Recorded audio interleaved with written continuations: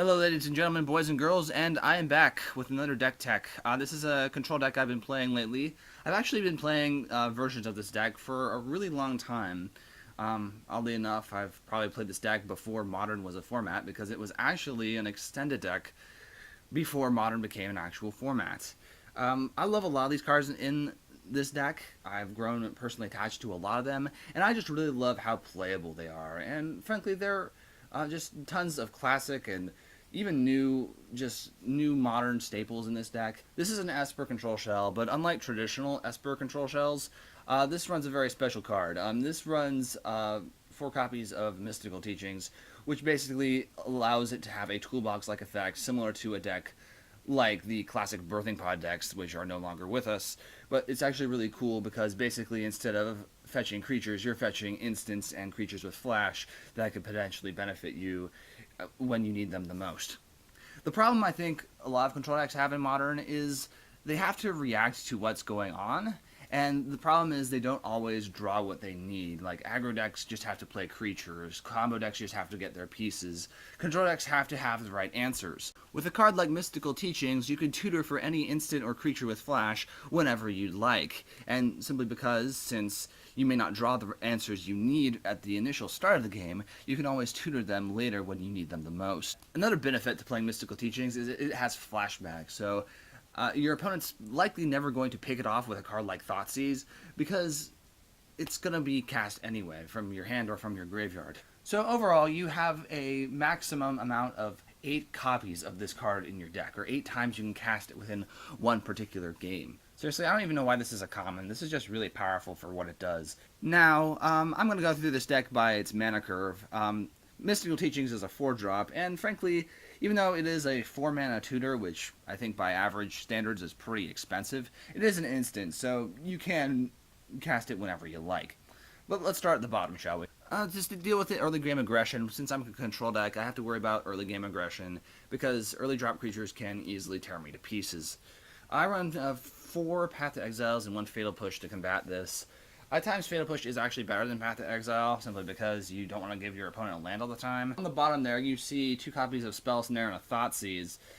I'd like to have the Spell Snare just because there are a lot of 2-drops that really bug me, that really can hinder a control player like me. And I just like to have a Thoughtseize. I know you can't tutor it with Mystical Teachings, but since it's a Thoughtseize, Thoughtseize is just known for being such a devastating card. It does really help a lot, and considering it also, like I say, it gives perfect information, so you know what you'll be up against, and therefore you will also know what to fetch for later in the game when you do cast your Mystical Teachings.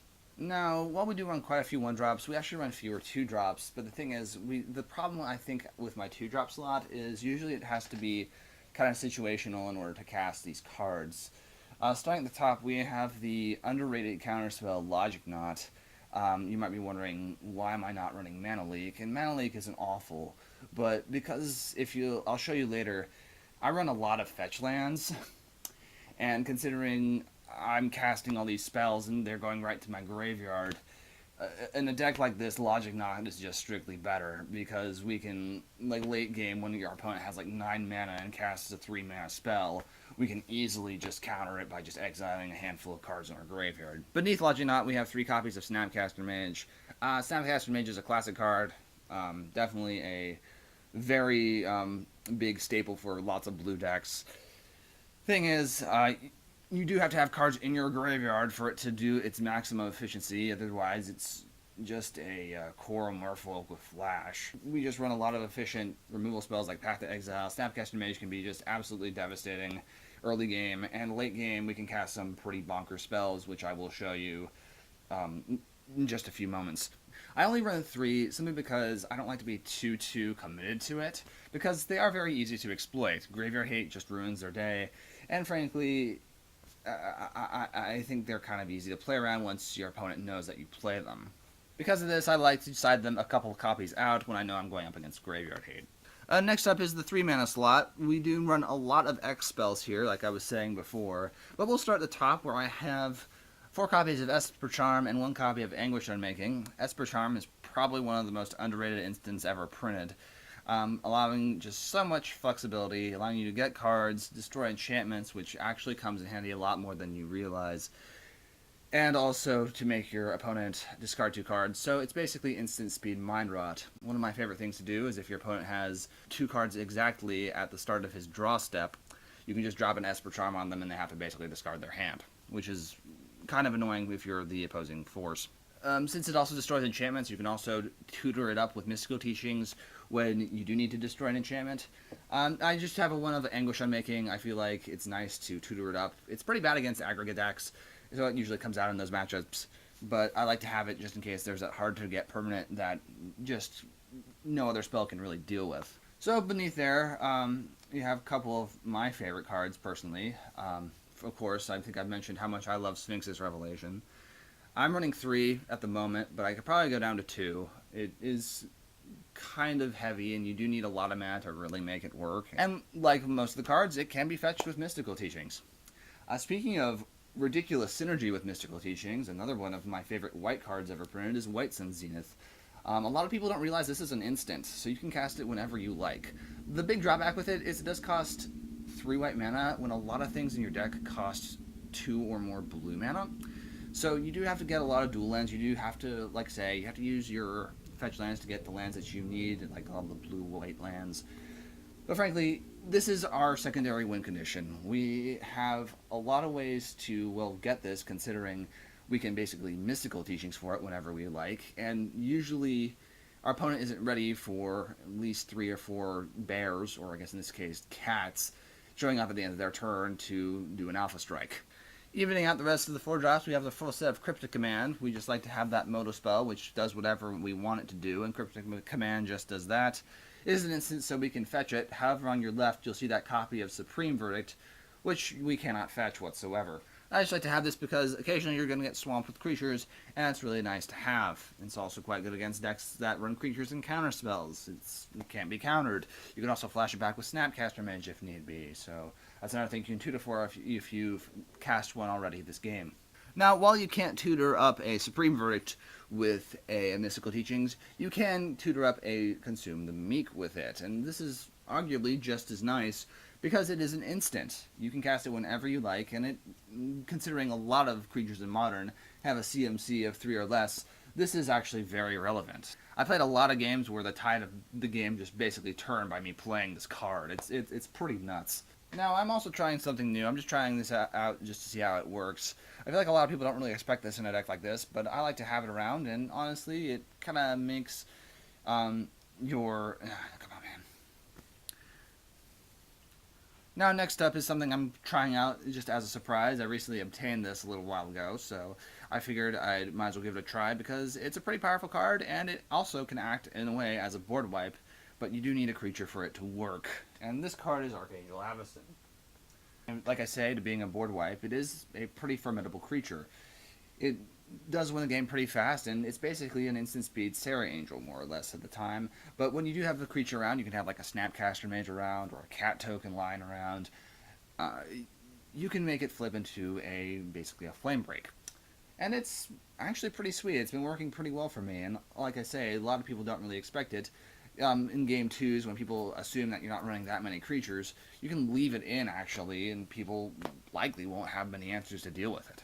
Now, while I said before, this deck is a great deck for any control player, or any deck player who likes a deck with lots of flexibility, because you can play whatever you like. Right now I'm playing a list that I feel like has a bit higher curve than usual, but if you want to reduce your curve, there's just several great cards you can play. You can cut the Sphinx's Revelation. Like I said before, I probably don't need to be running 3. I just love Sphinx's Revelation. But if you want to play a lower curve, you can like add more Thought Seizes. You can add more Fatal Pushes. You can even run Spell Pierce. I feel like one of a Spell Pierce is nice, simply just because there are a lot of decks that rely on non-creature spells early in the game, and if you have it in your opening hand, you can just drop it up there when they try to get their combo off or that big spell off. Another personal favorite of mine is Slaughter Pact, simply because you can just tutor it and then cast it without paying its mana cost. You do have to pay the 2 and a black next upkeep, but you likely will have enough mana to pay that anyway. So next up is the mana base, and because we're running a 3-color mana base, I'll just admit, this mana base isn't cheap, but there are some ways you can try to cut budgets or make a more budget-friendly version. Starting off, we have 4 copies of Celestial Colonnade. Since we are a control deck, we're going to need a lot of lands to really power these 4 and 5 mana spells.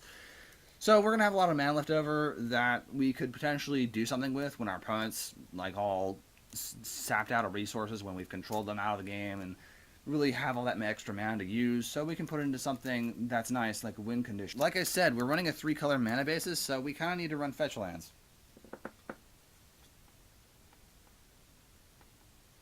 These are also great with Logic Knot because we can pay Delve with a fetch land in our graveyard that we likely will never use again.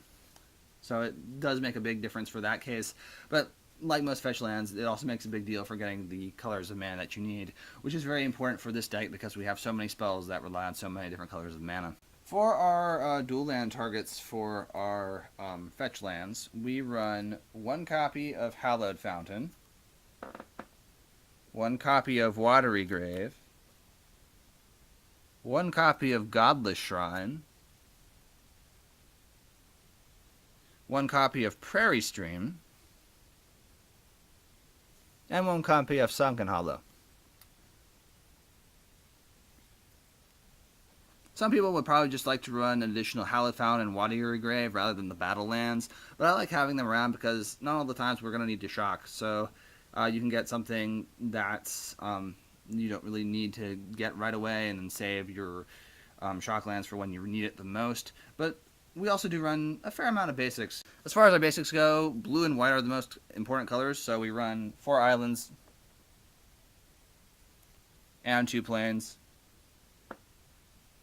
and we run 1 swamp. I also run a Tectonic Edge. Let's move on to the sideboard. I run a lot of wild and wacky cards on the sideboard that I like a lot, but depending on your metagame, you may not want to run.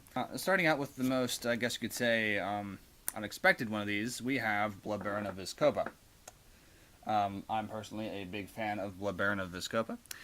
I like getting lifelink, and honestly, it's just great. It's really hard to kill, simply because it can't be pathed, can't be pushed. It couldn't be pushed anyway, even have protection, but can't be dismembered, can't be slaughter packed, can't be murderous cut. The list goes on and on. Can't be terminated. It's just immune to dang near everything. They need like a Mizium Wars or Flame Slash to finish it off. In addition, we run just basically a whole plethora of flash creatures that we can use basically depending on our matchup. Of these, we have Spell Queller, Dillian Cleek, Venser the Shaper Savant, and Teferi the Mage of Zalafir. I feel like Venser and Spell Queller are good in the matchups that a lot of people don't anticipate to keep their creature removal around in, or matchups where your opponent would side out their creature removal simply because you're playing a control deck, and that's likely going to happen a lot. Vanillian Cleek, I think, is better for matchups where you're concerned about losing a very, I guess, fast clock in a sense, because it can disrupt your opponent's hand in addition to your Thoughtseize. And Teferi, I feel like, is better against other control matches and other decks that are similar to yours that are very reliant on the instance. The rest of my sideboard is basically based to play around my metagame, but like I say, if it's not yours, you can run whatever you like. There are several things you can run. I run, I guess, a bit of a burn-hate package of Blessed Alliance, Celestial Purge, and Hallow. Gaining life is wonderful, and getting rid of a permanent on their tide can be pretty detrimental for them because they don't run too many, and they kind of need one to really do a good portion of the damage. Speaking of counterspells, I run Dispel, Flash Freeze, and Summary Dismissal as an additional counterspell backup, but you have to keep in mind you can also run, I guess you could say, Spell Queller and Venser for a little bit more support, but Dispel, Flash Freeze, and Summary Dismissal are my current ones. And that was Esper Teachings. This is a really fun control deck for Modern. Like I say, it's very unique as it features kind of a toolbox mechanic, and it's really based off an old archetype. If you really worked on it a lot, I think it could easily fit into or be good against just about any deck in the metagame. If this is your first time coming to my channel, please hit that like and subscribe button, as everyone deserves to have the knowledge of Magic the Gathering, and doing so will help get this and all the other videos on my channel out there. Again, thank you for watching. My name is Spectre. I hope you have a happy time gaming, and I'll see you all next time.